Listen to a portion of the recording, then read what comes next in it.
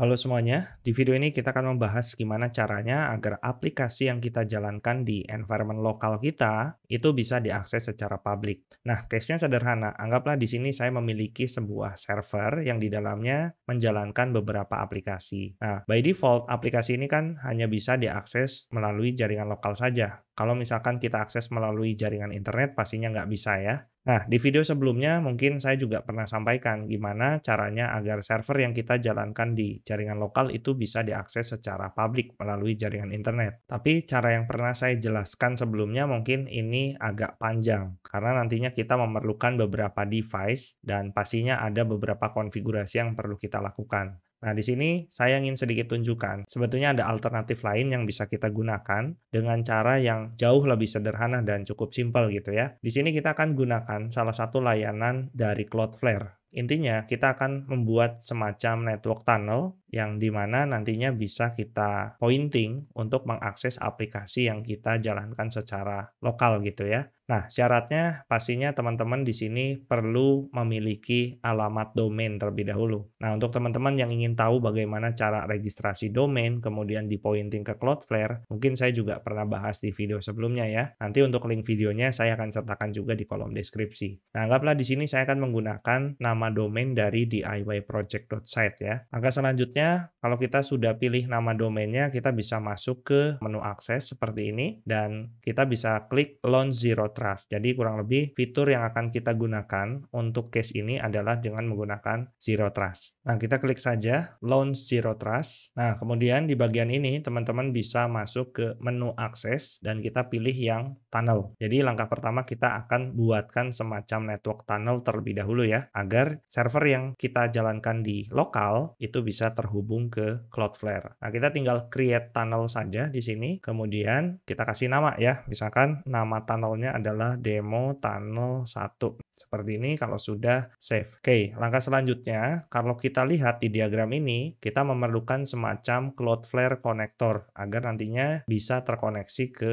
jaringannya Cloudflare gitu ya. Nah, untuk konektornya sendiri, teman-teman nanti bisa instalkan di berbagai macam sistem operasi. Bisa menggunakan Windows, macOS, ataupun Linux gitu ya. Nah, di sini mungkin saya akan gunakan Docker ya. Jadi saya klik Docker, kemudian saya tinggal copy saja nih perintah yang ada di sini. Ini saya copy, kemudian saya coba akses servernya ya. Nah, untuk servernya sendiri, ini saya jalankan sebuah virtual machine yang saya jalankan di atas sebuah Proxmox server. Jadi ini sebetulnya servernya ada di jaringan lokal dan tidak bisa diakses secara publik. Nah, mungkin kita akan coba kembali lagi ke terminalnya. Di sini kita jalankan perintah yang tadi ada di Cloudflare ya, dockeran bla bla bla gitu. Nah, di sini saya tinggal paste saja perintah yang tadi kita copy. Namun sebelum saya jalankan, di sini saya tambahkan sedikit opsi ya, minde ini supaya kontainernya bisa jalan di belakang layar. Kemudian saya kasih nama di sini misalkan Cloudflare Tunnel seperti ini ya. Kalau sudah, tinggal enter. Nanti dia akan melakukan pooling, jadi kita tinggal tunggu saja nih sampai dengan proses pooling dan runningnya selesai. Oke, kita tunggu. Kalau sudah, kita bisa clear dulu, kemudian kita cek ya, Docker PS. Nah, di sini sudah ada satu kontainer yang menjalankan Cloudflare connector gitu, untuk nantinya bisa menghubungkan server yang ada di lokal untuk bisa terhubung ke Cloudflare. Nah, kalau teman-teman lihat di sini, ketika kita sudah menambahkan konektor baru, nanti harusnya ada informasi nih di sini. Konektor ID-nya berapa, kemudian dia terhubung dari IP berapa, dan seterusnya.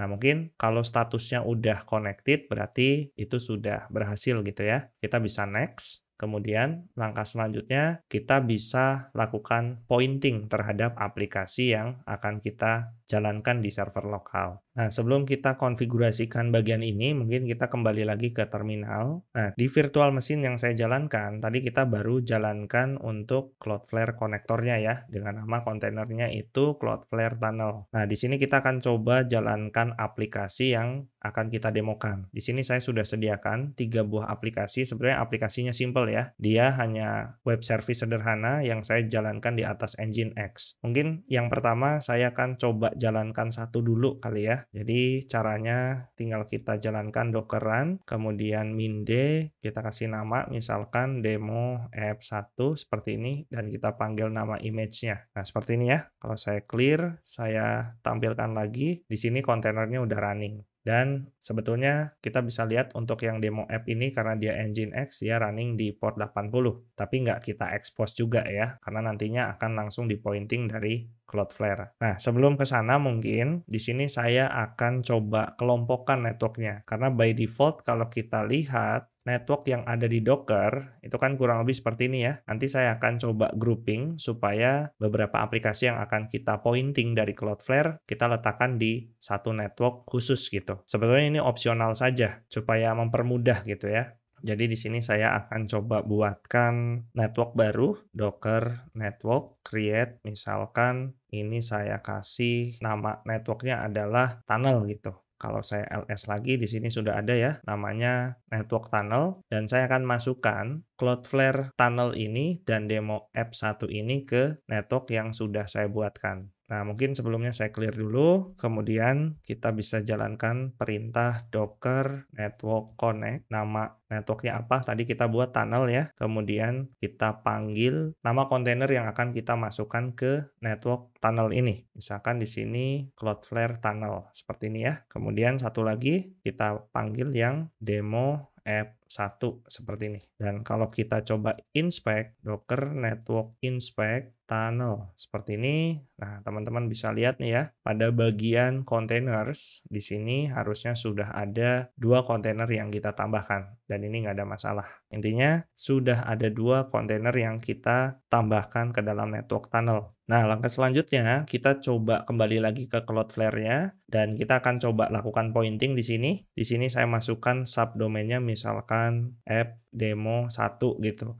Kemudian untuk nama domainnya saya arahkan ke diyproject.site dan kalau teman-teman lihat di sini ada beberapa service yang kita bisa gunakan. Karena aplikasi yang saya jalankan ini merupakan sebuah web service jadi saya akan pilih yang HTTP. Nah, untuk URL-nya sendiri kalau teman-teman perhatikan tadi untuk kontainer Cloudflare tunnel dan demo app 1 ini kan saya sudah letakkan di satu segmen network yang sama. Jadi sebelumnya kalau teman-teman lihat pada Docker network saya sudah buatkan satu network baru ya, namanya adalah tunnel dan 2 kontainer ini sudah saya masukkan ke dalam network tunnel. Jadi sebetulnya Cloudflare tunnel ini berada di dalam satu segmen yang sama dengan demo app 1. Maka di sini sebetulnya kita bisa langsung panggil nama kontainernya. Kurang lebih seperti itu ya. Jadi di sini saya coba copy demo app 1, saya paste di sini. Kalau sudah, kita tinggal save saja. Nah, sesimpel itu ya untuk melakukan pointing. Nah, kalau sudah, teman-teman nanti bisa lihat nih di sini sudah ada ya URL-nya sudah aktif dan kita bisa akses di sini. Harusnya ini aplikasinya udah bisa kita akses secara publik menggunakan web browser. Dan kalau teman-teman perhatikan pun di sini kita sudah menjalankan HTTPS ya. Jadi HTTPS-nya ini di-generate langsung dari Cloudflare-nya. Nah, jadi cukup simple ya kalau kita ingin akses aplikasi yang ada di jaringan lokal kita. Nah, selanjutnya kita akan coba jalankan aplikasi yang kedua dan kita akan lakukan pointing dengan cara yang sama ya. Mungkin di sini kita kembali lagi ke terminal VM-nya. Kalau teman-teman lihat di sini, saya baru jalankan satu aplikasi namanya demo app 1 ya. Selanjutnya kita akan coba jalankan aplikasi yang lain. Saya cek dulu Docker image-nya. Yang kedua mungkin saya akan jalankan untuk app login 2 seperti ini ya. Saya coba jalankan dulu kontainernya, namanya adalah demo app 2, kemudian image-nya yang app login 2. Kurang lebih seperti ini. Kita cek dulu Docker PS sudah running dan jangan lupa untuk kontainer yang demo app 2 ini kita masukkan ke network tunnel yang sebelumnya kita buatkan ya. Docker network connect, kemudian nama networknya tadi tunnel, kemudian kita masukkan kontainernya. Seperti ini ya. Kalau kita inspect dulu, Docker network inspect, kemudian nama networknya apa? Harusnya di sini untuk demo app 2 sudah masuk ke dalam segmen network tunnel seperti ini. Oke ya, ini nggak ada masalah. Kita coba tampilkan dulu. Nah, karena ini sudah satu segmen, jadi kita bisa copy dulu di sini ya untuk yang demo app 2 dan kita pointing lagi ke Cloudflare. Caranya kita tinggal add public hostname, kemudian kita buatkan subdomain baru. Kalau tadi misalkan subdomainnya itu app demo 1,